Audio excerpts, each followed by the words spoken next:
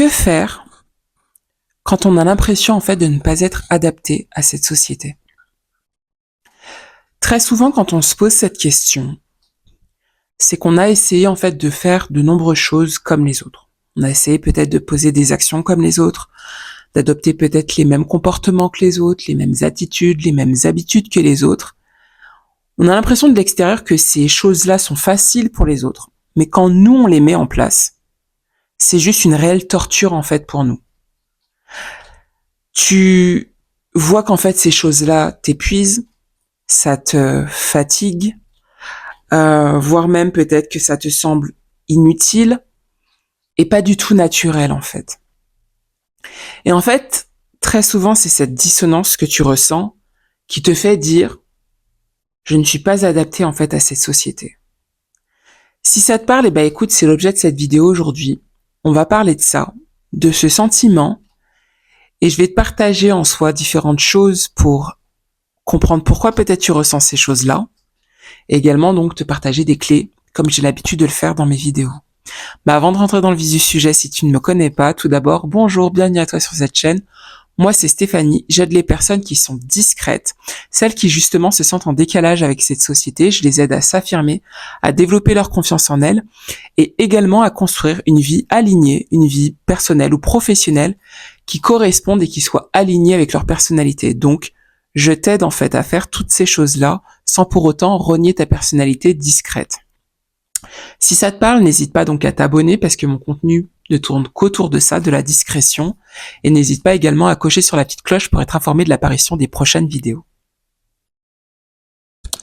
Donc maintenant, quelles sont les choses en fait qui peuvent te faire penser à cela? Quelles sont les choses en fait qui peuvent te dire je ne me sens pas adapté en fait à cette société, j'ai l'impression de ne pas être adapté à cette société? La première chose en fait que j'ai identifiée, c'est qu'en fait tu peux avoir en fait un certain décalage avec les valeurs des autres. Par exemple, c'est que ce qui semble être valorisé dans la société, toi, t'y accordes pas forcément autant la même importance. Et je mets bien le autant, parce que ça peut être important pour toi, mais pas autant que les autres. Par exemple, la réussite, mais la réussite qui se montre, la réussite matérielle ou la réussite par rapport au statut. J'occupe tel poste, j'ai telle rémunération, j'ai ça, j'ai ci. Toi, ça peut être des choses importantes pour toi, néanmoins, c'est pas ta priorité. Et en fait, quand c'est peut-être très souvent mis en avant, ça peut être des choses indirectement, toi, qui vont peut-être te rebuter, en fait. Enfin, tu auras peut-être plus de difficultés avec ça. Ou ça peut être encore la vitesse. En fait, que tout aille vite, mais c'est surtout dans le sens que les gens ont besoin de connecter entre eux, mais rapidement.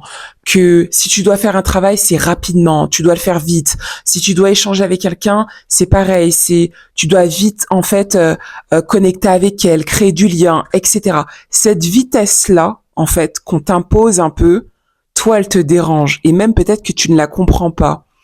Ou ça peut être aussi la compétition. Pareil, que ça soit au niveau personnel ou professionnel, mais un peu cette compétition de vie. Moi, j'ai réussi. Moi, j'ai fait ça. J'ai atteint ça.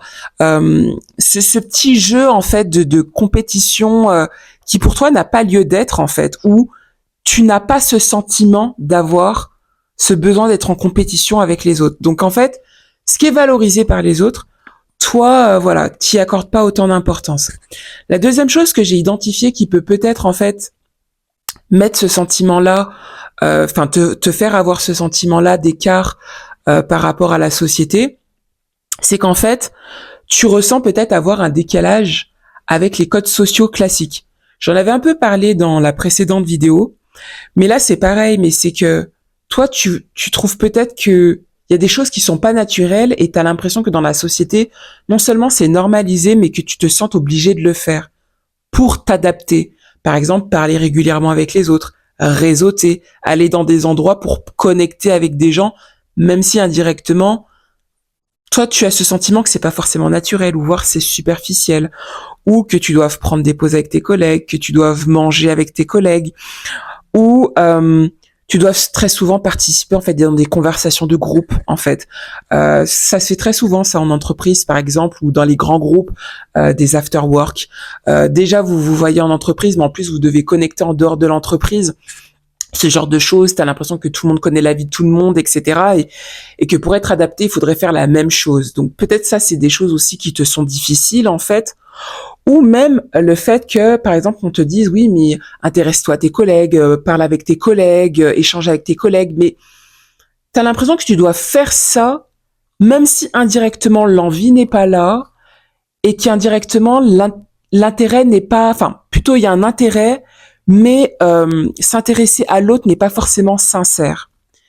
Et au final, toi, tu ne le fais pas parce que tu as l'impression que si on le fait avec toi, que l'intérêt n'est, enfin, que la personne ne s'intéresse pas réellement à toi. Donc, tu as peut-être aussi ce décalage par rapport aux codes sociaux qui se font d'ordre général. L'autre chose que j'ai identifiée, c'est qu'en fait, tu as peut-être du mal à t'adapter parce que tu as du mal, en fait, à te conformer. Ça fait sens avec les différents éléments que je t'ai partagés, mais je vais te donner, en fait, un exemple de ma propre expérience, peut-être pour te faire comprendre ça. En fait, ce sentiment, déjà là, moi, de base, je l'ai très souvent ressenti. Très tôt ressenti, et surtout dans le cadre professionnel. Et en toute transparence avec toi, quand j'ai commencé la vie active, j'avais l'impression, en fait, que le monde du travail, c'était une pièce de théâtre. Et qu'en fait, on attendait un certain rôle de moi, j'avais un rôle qui était attendu, et je ne comprenais pas mon rôle. Et quand on m'expliquait mon rôle, ce que je devais faire, comment je devais agir en entreprise ou autre, je comprenais pas ce rôle-là, et en fait, j'avais pas du tout envie d'y jouer. Et j'avais du mal parce que très souvent, je voyais que des nouvelles personnes qui allaient arriver dans l'entreprise allaient se fondre dans la masse rapidement, allaient jouer le jeu, allaient jouer ces rôles-là, etc. Moi, j'arrivais pas, mais j'avais pas envie non plus, mais j'y arrivais pas en fait. Et je regardais justement, comme si que j'étais plutôt spectatrice au lieu de jouer dans la pièce de théâtre, j'étais plutôt spectatrice en fait de ce qui se passait dans l'entreprise. Et ça, des fois, je pense que ça peut être aussi une des choses qui te fait penser, je ne suis pas adapté à cette société. C'est que tu as cette prise de recul, tu es plutôt en train d'observer ce qui se fait, mais toi, t'es pas dedans, en fait. T'arrives pas à être dedans. Et l'autre chose, aussi, il y a encore deux autres choses plutôt, c'est que j'ai identifié, et ça rejoint en fait les différents éléments aussi que je viens de te partager, mais c'est que ces éléments qui précédemment que je viens de te partager, qui te sont difficiles, mais tu te rends compte en fait qu'elles te sont aussi peut-être difficiles dans toutes sortes de structures classiques, que ça soit peut-être même dans un cadre scolaire, dans le cadre de tes études en fait. C'est pareil, c'est compliqué pour toi. Tu as l'impression que ce qui se passe peut-être en entreprise, c'est pareil dans ton cadre au niveau de tes études en entreprise et même dans la vie personnelle. Que les gens connectent, que les gens parlent entre eux, etc. Mais c'est pas naturel. Donc voilà. L'autre chose que j'ai identifiée, la dernière chose que j'ai identifiée, et qui te fait peut-être te rendre compte simplement que voilà, pour toi c'est spécial, c'est qu'en fait ce qui nourrit les autres, ce qui ressource les autres, toi ça t'épuise. Par exemple, le bruit t'épuise. Être constamment avec les autres, parler avec les autres, être avec les autres, être en groupe t'épuise. Le rythme rapide t'épuise. Que ça soit être certes avec les gens, faire des actions, mais même dans le travail, des fois faire des choses rapidement, la productivité, se justifier, voilà, j'ai fait ci, j'ai fait ça, toi t'as fait quoi, etc. Viens, on partage nos travaux, blablabla. Toi, tu te rends compte peut-être que t'as peut-être plus ce besoin de tranquillité, en fait. Donc le rythme même te fatigue. Et que les interactions sociales qui, d'ordre général, ressourcent pareil les autres, eh ben toi, elles te vident. Toi, elles te vident. Et en fait, c'est toutes ces différentes choses, peut-être, aujourd'hui, qui te font te dire, je suis pas du tout adapté à cette société, en fait. Donc voilà. Voilà les différentes choses que moi, certes, que j'ai identifiées, qui aussi me parlaient personnellement. Si ça te parle, n'hésite pas à me dire peut-être quels sont les différents points qui t'ont plus parlé, ou même si tu avais aussi d'autres raisons qui te font avoir ce sentiment-là. Et après, donc là, je te disais ce qui te faisait penser à ça. Maintenant, peut-être ce que tu ressens. Aujourd'hui, peut-être aussi ce que tu ressens, c'est que tu as l'impression en fait d'avoir une certaine pression sociale constante et cette pression également te fatigue, en fait. T'as une fatigue aussi mentale. Et ta fatigue mentale, en fait, elle est peut-être plus en lien, justement, à ce fait que pour toi, tu dois porter un masque. Tu dois jouer un rôle. Et tout ça fait que peut-être aujourd'hui, tu ressens même de la tristesse. Dans le sens que tu as l'impression que pour t'adapter à la société, pour t'adapter aux différents environnements qui sont autour de toi, tu as l'impression que tu dois changer. Tu dois adopter en fait les comportements des autres. Tu dois te comporter comme les autres. Tu dois faire les actions des autres. Et en fait, tout cela t'épuise. Tout cela vraiment te fatigue. Et en fait, ça te fatigue moralement, mentalement. Et ça t'attriste en fait. Parce que tu te dis, mais est-ce que je suis obligé de changer alors que j'arrive pas à changer? J'arrive pas à faire comme les autres? Les autres, c'est facile pour eux, mais c'est pas facile pour moi. Si ça te parle ce que je viens de te dire là, je continue, je vais te partager quelques clés. Les clés que j'ai envie de te partager, en fait, c'est la première, et là, les clés que je te partage, pour moi, elles sont un peu dans l'ordre, en fait. Il y a un ordre d'importance. La première clé que j'ai envie de te partager, c'est ne pars pas du principe que le problème, c'est toi. En fait, quand tu as ce sentiment, désolé, quand tu as ce sentiment de te dire, j'ai l'impression, en fait, de ne pas être adapté à la société, de ne pas être adapté à cette société, d'être différent, etc. Peu importe les mots que tu vas mettre derrière, la première chose que j'ai vraiment envie de te dire et que tu ancres, c'est d'arrêter en fait de penser et de partir du fait que le problème c'est peut-être toi. Ça c'est la première chose, c'est la première clé et pour moi, elle est non négligeable. La deuxième clé, c'est que j'ai envie en fait que tu te demandes personnellement qu'est-ce qui te dérange concrètement. C'est un fait, peut-être que tu le ressens, peut-être que tu le comprends, peut-être que tu l'observes, tu n'arrives pas à faire comme les autres. Tu n'arrives pas à te fondre dans la masse. Tu n'arrives pas à t'intégrer. Tu n'arrives pas à parler comme les autres. Pourquoi? Qu'est-ce qui t'est en fait aujourd'hui difficile? Qu'est-ce qui t'est difficile dans ces environnements? Qu'est-ce qui t'est difficile peut-être avec les personnes avec qui tu te trouves, dans l'environnement professionnel dans lequel tu te trouves ou personnel? Qu'est-ce qui te dérange concrètement en fait? La troisième clé que j'ai envie de te partager, c'est apprends à écouter cette petite voix. Cette petite voix, on l'a tous. Peut-être quand je te dis ça, tu me dis, mais de quelle voix elle me parle? Cette petite voix, en fait, très souvent, qui va arriver dans ta tête sous forme de questions. T'es là, t'es dans un environnement et tu te dis, purée, mais qu'est-ce que je fais là? Est-ce que je vais devoir parler avec les autres? Pourquoi je reste là? Ce genre de questions que tu as, cette petite voix que tu entends, elle n'est pas là pour te saboter.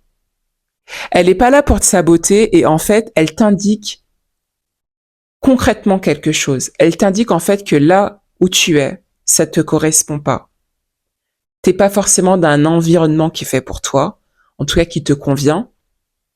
Et quand tu te poses ces questions-là, indirectement, c'est peut-être que t'es resté un peu trop longtemps, façon de parler, parce que tu commences à te poser des questions et à te remettre en question. Et cette petite voix, en fait, elle est là pour t'aider. Elle est là, en fait, pour te faire comprendre que voilà, là, il y a une dissonance à l'intérieur de toi. Mais peut-être que tu commences à forcer, en fait. Tu commences à t'imposer quelque chose qui n'est pas naturel pour toi. Tu t'imposes peut-être de rester. Tu t'imposes peut-être de parler avec les autres. Tu t'imposes peut-être, en fait, d'écouter des choses que t'as pas envie d'écouter. Tu t'imposes peut-être de rester là sur la pause déjeuner, à rester là, alors que tu aurais préféré peut-être être tranquille, à manger seul dans ton coin, etc. et à reprendre tranquillement, par exemple, après ton travail. Quand tu as ces questions-là, moi, en fait, je te dis ça parce que c'est très souvent, ça a été mon cas, mais c'est que quand je commençais à me poser les questions, je commençais en fait à me dire, c'est bon, t'es resté assez longtemps. Et maintenant, quand je commence à avoir cette voix-là, parce que ça peut m'arriver encore, hein, je coupe court, je me lève et je pars, en fait. Et bon après-midi à vous ou à tout à l'heure, etc. Je ne m'impose pas de rester, en fait. Mais ça s'apprend. Et la première chose, bah justement, c'est d'apprendre à écouter cette petite voix, parce qu'elle est pas là pour, elle est pas là pour t'agacer. Elle est là justement pour t'aider. La quatrième clé que j'ai envie de te partager, c'est cherche des environnements qui te correspondent mieux, en fait. C'est une clé que j'ai très souvent partagée sur la chaîne et que je ne cesserai de partager.